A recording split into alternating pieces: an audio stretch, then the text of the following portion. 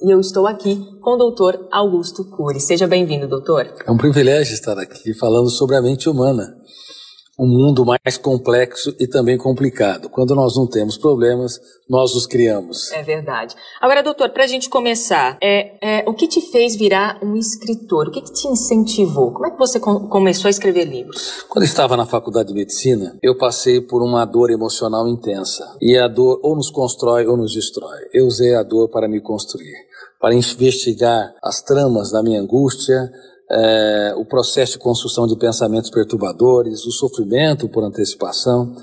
E isso foi o início da minha construção teórica sobre o funcionamento da mente, sobre o eu como autor da história, os papéis consciente e inconsciente da memória. Eu comecei a escrever dezenas de páginas, que se tornaram centenas de páginas. Depois de 3 décadas, havia mais de 3.000 páginas, das quais ainda 2.000 permanecem inéditas. E o meu mais sólido sentimento é que a humanidade está adoecendo rápido e coletivamente, e a educação mundial, embora formada por professores notáveis, ela está doente, formando pessoas doentes para uma sociedade doente. E é justamente isso que eu vou perguntar agora, porque ao longo de mais de 30 anos você estuda a mente e o comportamento humano, tenta ajudar as pessoas que há décadas estão ficando mais doentes. A gente percebe isso, é evidente na nossa sociedade atual. Agora, o que o senhor tem observado de décadas, há 2 décadas passadas para cá? Tem um progresso, há um regresso? Como é que o senhor analisa isso? Eu tive o privilégio de descobrir 2 síndromes na psicologia e a infelicidade de saber que grande parte da população mundial é acometida por ela. Uma é a síndrome do circuito fechado da memória e outra é a síndrome do pensamento acelerado. Vou falar sobre a síndrome do pensamento acelerado. Nas décadas passadas, o pensamento tinha uma velocidade. Vou usar uma metáfora aqui. Imagine o meu dedo. Ele tem uma circulação, uma movimentação. As pessoas pensavam, se preocupavam, ruminavam o passado. Mas na atualidade, nós aumentamos tanto os índices de informação. No passado duplicava-se a cada 200 anos, hoje duplica-se a cada 1 ano. Que nós abarrotamos a memória de dados e excitamos a construção de pensamentos numa velocidade nunca antes vista. Uma criança de 7 anos de idade, pasmem, tem mais informação do que o imperador romano tinha no auge de Roma. E provavelmente mais do que Sócrates, Platão, Aristóteles, Pitágoras, no passado. Informações entulhadas não como conhecimento e conhecimento não trabalhados como experiência. Informações estéreis. Por isso que as crianças não estão mais com esse movimento dos pensamentos. Elas estão assim. Elas perderam os parâmetros. As crianças estão agitadas, tensas, irritadiças, repetem os mesmos erros, os adolescentes da mesma maneira, bem como os adultos. E parece que são hiperativos, mas não são hiperativos. 1 a 2% são hiperativos geneticamente ou têm um transtorno de déficit de atenção. Na verdade, elas são vítimas da síndrome do pensamento acelerado. Por favor, pais, é o maior crime colocar as crianças num excesso de atividade, horas a fios na internet, nos jogos de videogame. Por favor, dê atividades seletivas, coloque em horários específicos. Caso contrário, essas crianças que parecem gênios, que dão respostas tão rápidas, elas estão desenvolvendo um alto nível de ansiedade que vai comprometer o prazer de viver, a criatividade, a estabilidade, a profundidade emocional. Isso vai gerar sintomas psicossomáticos e sintomas psíquicos, como intolerância, dificuldade de lidar com frustração, com desafios e assim por diante. Ok, você analisa muitas mentes e uma das mentes analisadas também foi a de Jesus Cristo. Inclusive você tem algo escrito sobre isso que é em sua coleção Análise da Inteligência de Cristo. O que te motivou a escrever sobre Jesus? Bom, eu fui um dos maiores ateus que pisou nessa terra. Como eu pesquiso numa das últimas fronteiras da ciência, o mundo onde nascem os pensamentos, para mim Deus era fruto de um cérebro apaixonado pela vida que resistia ao seu caos na solidão de um túmulo.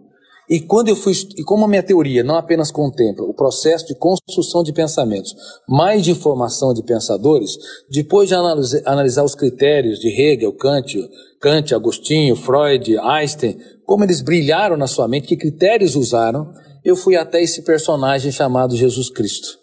Que te encantou. E eu fiquei perplexo.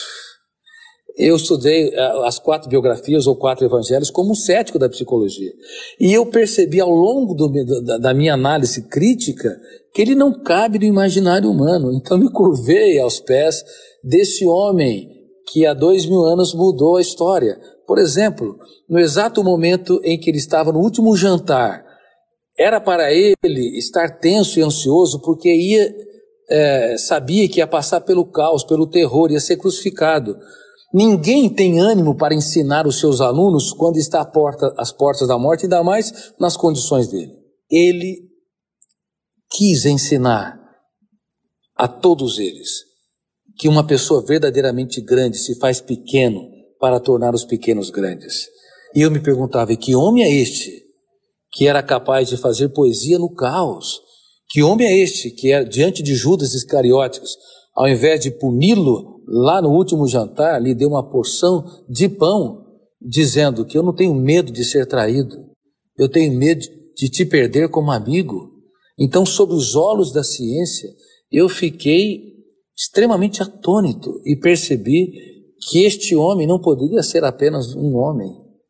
Ele está além dos limites da imaginação. Foi aí que eu passei a crer nele como filho de Deus. Doutor, que objetivo você tem a alcançar com os seus livros? Conseguir fama, conseguir dinheiro, o que é? Muito boa pergunta. A fama é efêmera. Ela passa como gotas de orvalhos que logo aparecem na mais insidiosa manhã e se dissipam aos primeiros raios solares do tempo. Então, viver em função de fama é uma estupidez da inteligência. Procuro ter uma vida mais intimista, mais simples, porque eu sou apenas um passante, um caminhante que anda no traçado do tempo em busca de mim mesmo. E também quem vive em função do dinheiro empobrece. Eu tratei de pessoas multimilionárias, algumas das mais ricas do país. Eu vi muitos miseráveis morando em palácios, porque viver em função do dinheiro é a melhor maneira de empobrecer-se. Então, o meu objetivo com os meus livros é contribuir com a humanidade, com os mais diversos povos, para pensar antes de reagir, expor e não impor as ideias, trabalhar perdas e frustrações, para desenvolver uma mente brilhante e uma emoção saudável numa sociedade altamente estressante. Ok. Doutor, a gente já está terminando a nossa conversa. Em relação às pessoas citarem os seus livros como livros de autoajuda, o que te descaracteriza como um autor de autoajuda, que eu sei que você não gosta desse título, né? Obrigado pela sua observação. Os livros de autoajuda ou de motivação, aliás, eu falei numa conferência para mais de 1000 auditores da Receita Federal, os fiscais federais, num congresso deles. Há anos eles estavam me procurando, eu tenho dificuldade de agenda, acabei abrindo espaço, e na primeira palavra eu disse, olha, a minha conferência não é de autoajuda e nem de motivação, porque as frases de autoajuda não resistem aos problemas, ao calor dos problemas da segunda-feira. Elas não conseguem se materializar no território da emoção. Eu vou falar de ciência aplicada, de psicologia aplicada, de acordo com a teoria que eu desenvolvi, chamada teoria da inteligência multifocal. E eu vou falar aqui de ferramentas para que o eu deixe de ser vítima e se torne protagonista da sua própria história. Eu quis mostrar para eles, eu não sou gigante, eu sou psiquiatra, fiz 20.000 sessões de psicoterapia e consultas psiquiátricas e não sou perfeito. Sou um eterno aprendiz. Todos os dias eu tenho que trabalhar essas ferramentas que eu ensinei a eles e que eu abordo nos meus livros. Ou seja, não é autoajuda, você usa ciência para ajudar, para entender a mente humana. Para dar ferramentas para que as pessoas tenham uma emoção saudável, uma felicidade inteligente, numa sociedade altamente estressante. Ok. Você citou as mulheres. Eu sei que boa porcentagem do teu público é feminino. Não sei se eu estou certa estatisticamente, mas li numa entrevista sua que 90% do seu público são mulheres. Tem como explicar esse fenômeno? Em primeiro lugar, eu quero dizer o seguinte, as mulheres são mais inteligentes, altruístas e solidárias que os homens. Afirmando assim, na lata. Não, eu não tenho dúvida disso. Só que cuidado com o cartão de crédito e com os shoppings. Mas ninguém é perfeito. As mulheres não representam o sexo frágil como nós homens imaginamos. Elas adoecem mais, sim, de acordo com as estatísticas, elas adoecem mais no território da emoção. mas adoecem não porque são frágeis, porque se doam mais, se entregam mais, amam mais, são mais éticas, dirigem melhor que os homens, até ao contrário do que nós pensamos. Mas todo soldado no fronte da batalha é mais facilmente alvejado. Então, consequentemente, elas acabam desenvolvendo mais transtornos. As mulheres me leem, talvez porque eu tenha abordado as ferramentas para que elas possam proteger a emoção, gerenciar pensamentos e sejam felizes nas relações sociais. Mas, sinceramente, eu espero que as mulheres ocupem cada vez mais os mais importantes cargos nas sociedades humanas. Ok. Conversamos aqui com o psiquiatra e psicoterapeuta Augusto Cury, ele que tem mais de 30 livros escritos, especificamente 32 livros escritos, traduzidos para mais de 60 países, mais de 20 milhões de livros vendidos só aqui no Brasil. E ele tão prontamente atendeu aqui a nossa equipe, conversou com a gente, exclusivo para o Revista Novo Tempo, e a gente agradece demais a sua participação, a sua presença aqui na Rede Novo Tempo, doutor. Muito obrigado, você é muito gentil e inteligente, que eu espero que todos os telespectadores tenham um caso de amor consigo mesmo, porque vale a pena viver a vida, mesmo quando o mundo desaba sobre nós. Ok.